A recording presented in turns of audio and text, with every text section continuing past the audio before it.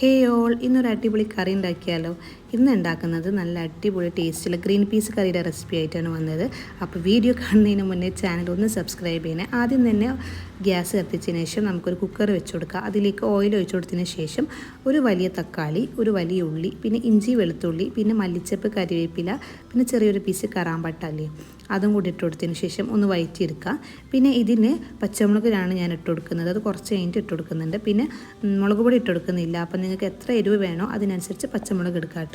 ഇനി നമുക്കിതൊന്ന് വഴറ്റിയെടുക്കാം കേട്ടോ.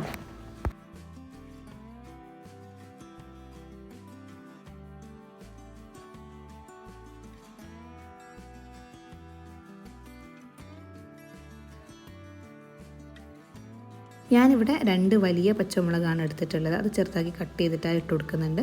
പിന്നെ ആവശ്യത്തിനുള്ള ഉപ്പ് ഇട്ട് കൊടുക്കുക. പിന്നെ ഇതിലേക്ക് മസാലപ്പൊടികളായിട്ട് എടുത്തിട്ടുള്ളത് ചിക്കൻ മസാല, മഞ്ഞൾപ്പൊടി, പെരിഞ്ജീരകത്തിൻ്റെ പൊടിയാണ് എടുക്കുന്നത് കേട്ടോ.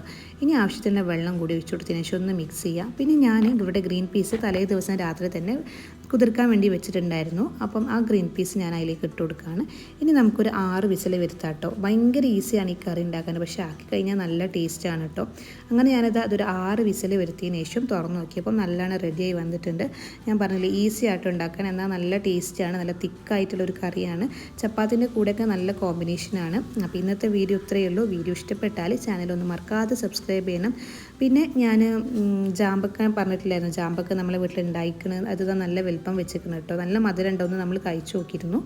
അപ്പോൾ ഓക്കെ, ഇനി നെക്സ്റ്റ് വീഡിയോ ആയിട്ട് കാണാം കേട്ടോ. പിന്നെ ചാനൽ സബ്സ്ക്രൈബ് ചെയ്യാൻ മറന്നു പോകണ്ട. അപ്പോൾ ശരി, ബായ്.